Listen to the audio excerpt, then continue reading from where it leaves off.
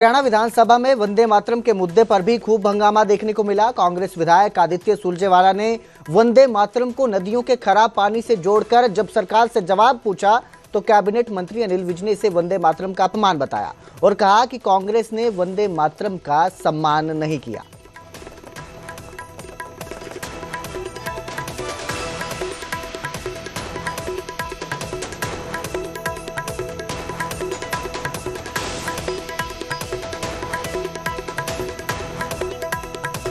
आज मैं सदन में वंदे मातरम पर संवाद करने खड़ा हूं, लेकिन सवाल ये नहीं है कौन इस विषय पर बोल रहा है। सवाल यह है हम इस विषय का मतलब समझ भी रहे हैं या नहीं। वंदे यानी मैं नमन करता हूं, मातरम यानी मां को, भारत माता को। तो जब हम कहते हैं वंदे मातरम, हम किसी नारे को नहीं, अपनी धरती मां, भारत मां को प्रणाम करते हैं। लेकिन मैं सरकार से पूछना चाहता हूं, आज हम जिस एनवायरमेंटल कैटास्ट्रोफी का सामना कर रहे हैं, क्या यही भारत मां का सम्मान है? यही भारत माता का नमन है? वंदे मातरम की पहली पंक्ति कहती है, सुजलम सुफलम, यानी पानी से भरी हुई, फूल फाल में लड़ी हुई मां। आज उसी मां का पानी लेड, यूरेनियम, फ्लोराइड से भरा हुआ है। टॉक्सिक केमिकल फैक्ट्रीज से बिना ट्रीटमेंट किए पानी रिलीज हो जाता है। रिपोर्ट और रिसर्च सामने आई है, यही कंटामिनेटेड पानी हमारी माओं के दूध में भी यूरेनियम में से जैसे पाया गया है। तो मैं सरकार से पूछता हूं, जिस मां के दूध को जहर बना दिया है, उसे प्रणाम करने का नैतिक अधिकार किसे है? अगली पंक्ति कहती है, श्यामलाम, हरी भरी धरती। और आज हम 90% अरावली को डीक्लासिफाई कर चुके हैं, बेतहाशा इल्लीगल माइनिंग को लीगल बना चुके हैं, जंगल काट रहे हैं, पहाड़ों को बेच दिया है हमने पूंजीपतियों को। जी अध्यक्ष महोदय, बेवजह का इशू मत बनाया। वंदे मातरम की पवित्रता को भंग किया जा रहा है। ये बातें अपने स्थान पर ठीक हो सकती हैं, लेकिन इनको वंदे मातरम के साथ जोड़कर नहीं कहा जाना चाहिए। वंदे मातरम लाखों लोगों की भावनाओं के साथ जुड़ा हुआ है। वंदे मातरम को कहते हुए लाखों लोगों ने अपने बलिदान दिए। आज हम इसको पानी के साथ और उसके साथ जोड़ेंगे? ये बात अध्यक्ष जी, इसकी शुरुआत 1933 में कांग्रेस ने कर दी थी, जब माफ करना किया गया। माफ करना इसके स्ट्रेंजर्स में दो को अपनाया गया और 4 को निकाल दिया गया। माफ करना, आपने कभी भी वंदे मातरम को जो स्थान दिया जाना चाहिए था नहीं दिया।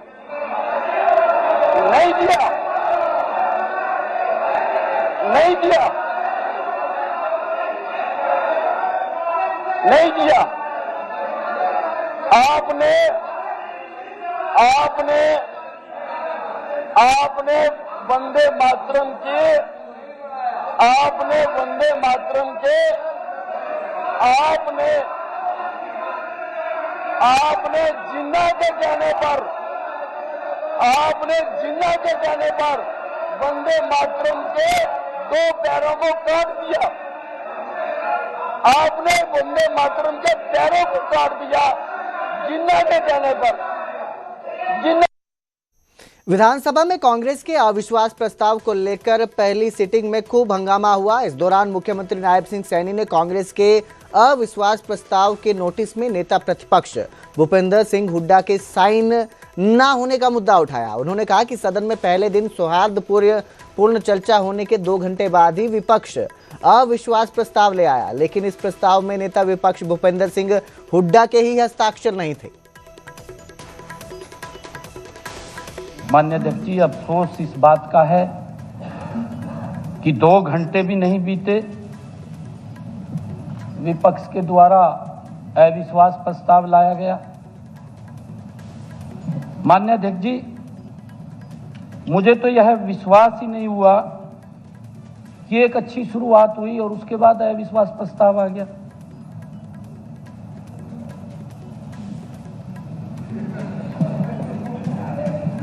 माननीय अध्यक्ष जी, इसलिए मैंने अविश्वास प्रस्ताव के नोटिस को ध्यान से पढ़ा। मैंने नोटिस मंगवाया तुरंत, माननीय अध्यक्ष जी, मैंने उसको पढ़ा भी। पढ़ा तो मैंने देखा उसके ऊपर हमारे विपक्ष के नेता के साइन नहीं है। मैंने सोचा कि मेरी नजदीक की नजर नहीं है, मैंने ऐनक को साफ किया माननीय अध्यक्ष जी, और साफ करके मैंने फिर देखा, परंतु हमारे विपक्ष के नेता के साइन ही नहीं है उसके ऊपर। नहीं, देखिए, या तो हमारे विपक्ष के नेता अभी भी अपने आप को विपक्ष का नेता ही नहीं मान रहे। अध्यक्ष जी नहीं प्रचार चला रहे। माननीय अध्यक्ष जी, एक मिनट, कोई भी 18 आप बात उठाओगे। माननीय अध्यक्ष जी, किसने साइन किया, नहीं किसने साइन किया, मुझे अननेसेसरी बातें करना। एक शेर याद आ रहा है, मुझे एक शेर याद आ रहा है, लाओ तो कत्लनामा मेरा, लाओ तो कत्लनामा मेरा, मैं भी देख लूं किस किस की मोहर है, सरे मजर लगी हुई है। माननीय अध्यक्ष जी,